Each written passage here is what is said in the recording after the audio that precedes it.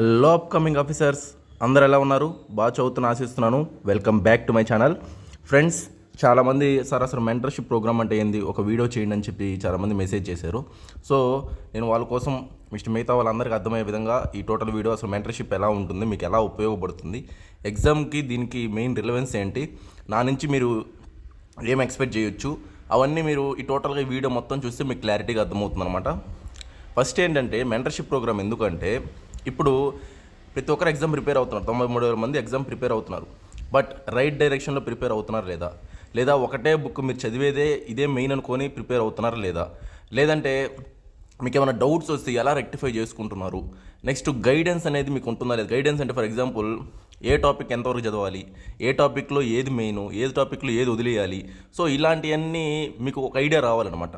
Next కొంతమంది students వాళ్ళు చదివిందే చాలు అనుకుని ఎగ్జామ్కి వెళ్తారు. బట్ అక్కడ చూస్తే క్వశ్చన్ పేపర్స్ అన్నీ వేరుగా వస్తున్నాయి. ఆల్రెడీ మనం గ్రూప్ 1 ప్రిలిమ్స్ చూసాం, గ్రూప్ 2 ప్రిలిమ్స్ చూసాం. బట్ సరిపోదు అది. సో ఆ రిస్క్ అనేది మీరు చేయకూడదు. నెక్స్ట్ ఈ మెంటర్షిప్ ప్రోగ్రామ్ ద్వారా నేను ఇచ్చేది మెయిన్ ఏంటంటే, మెయిన్గా మీరు ఒక టాపిక్ని ఎలా అనాలిసిస్ చేయాలి, ఒక స్టాటిక్ పోర్షన్కి కరెంట్ ఎలా అప్లై చేయాలి, కరెంట్ అఫైర్స్ని ఎలా ఇన్వాల్వ్ చేయాలి, నెక్స్ట్ ఎగ్జామ్లో ఏ విధంగా క్వశ్చన్లు వస్తాయి, దాని మీద అప్డేటెడ్గా మీకు అన్ని విధంగా చెప్పడమే మెంటర్షిప్ ప్రోగ్రామ్. నెక్స్ట్ ఒక సబ్జెక్టుకే కాదు, అన్ని సబ్జెక్ట్స్కి. ఇప్పుడు హిస్టరీ ఎలా చదవాలి, కొత్త వాళ్ళకి కొంతమంది హిస్టరీ అనేది ఎలా చదవాలో తెలియని పరిస్థితి. ఫస్ట్ ఏ ఏరియా ఫోకస్ చేయాలి, దేని నుంచి ఎక్కువ క్వశ్చన్లు వస్తాయి, ఏంటి అనాలిసిస్ మొత్తం మీకు ఐడియా ఉండాలి. ఎందుకంటే ఎగ్జామ్ ఎవరు క్వాలిఫై అవుతారో, ఎవరు టాప్ మార్క్స్ వస్తాయో వాళ్ళే ఈ యొక్క 900 మందిలో ఉండేది. సో దానికోసం ఎంత కష్టపడాలి, ఏం చేయాలి, ఎక్కడ మీరు కష్టపడతారు అందరూ, బట్ ఎక్కడ కష్టపడాలి. So science and technology economy అయితే డైనమిక్ పోర్షన్ ఎక్కువ, దాన్ని ఎలా చదువుకోవాలి. ఇప్పుడు ఎకానమిక్ సర్వే ఉంటే 400 పేజీలు ఉంది.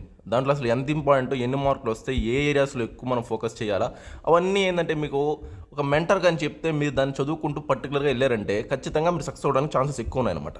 సో ఈ నెంబర్ అనేది నోట్ చేసుకుని ఈ నెంబర్కి కాంటాక్ట్ అవ్వండి. మీరు ఈ నెంబర్ కాంటాక్ట్ అయ్యి మెంటర్షిప్ ప్రోగ్రామ్ కోసం జాయిన్ అవ్వండి. చాలామంది జాయిన్ అయ్యి ఉన్నారు ఆల్రెడీ, వాళ్ళందరికీ తెలుసు ఎలా ఉంటుంది ఏంటంటే. కరెంట్ అఫైర్స్ అన్నీ, ఇప్పుడు కరెంట్ అఫైర్స్ అంటే ఏం సార్ అంటే, ఇప్పుడు డిఆర్డిఓ రీసెంట్గా టెస్ట్లు ఏమైనా చేస్తుందా లేదా ఇస్రో మిషన్లు ఏమన్నా ఉన్నాయా లేదంటే ఇప్పుడు ఎమర్జింగ్ టెక్నాలజీస్లో పరిస్థితి ఏంది, ఇప్పుడు ఏఐ పరిస్థితి ఏంటి, అవన్నీ కరెంట్ అఫైర్స్ ఏమైనా ఉన్నాయా లేదా, ఇలాంటివన్నీ చెప్పుకుంటూ పోతే మేము చాలా ప్రొవైడ్ చేస్తాం అన్నమాట. ఇప్పుడు అవన్నీ మీకు చదువుకుంటే మీకు ఇంకా బాగా ప్రిపేర్ అవుతారు. ఎన్ని బుక్స్లో చాలా లేని ఉన్నాయి. ఇప్పుడు బుక్స్లో లేని చాలా ఉంటాయి, బుక్సే అనుకుంటే కష్టం అనమాట. బుక్స్లో లేని ఎన్నో ఉంటాయి, అవన్నీ ఎలా చదవాలి ఏంటి, ఇవన్నీ మెంటర్షిప్ ప్రోగ్రామ్లు ఇస్తాం. మెయిన్గా సైన్స్ అండ్ టెక్నాలజీ ఎకానమీ అయితే చెప్పబడలేదు. చాలా డైనమిక్గా ఉంటాయి పేపర్స్, వాటిని ఎలా చదువుకోవాలి, ఏది ఫోకస్ చేయాలి అదేం చాలామంది తెలియదు, బట్ చదువుతున్నారు అంతే.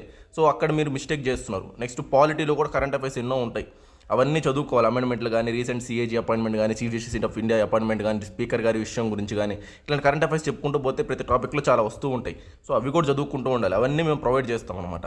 అది మెయిన్ మెంటర్షిప్ ప్రోగ్రామ్ యొక్క ఉద్దేశం. ఆ నెంబర్ కాంటాక్ట్ అవి జాయిన్ అవ్వండి ఫ్రెండ్స్. ఉంటారండి, బాయ్.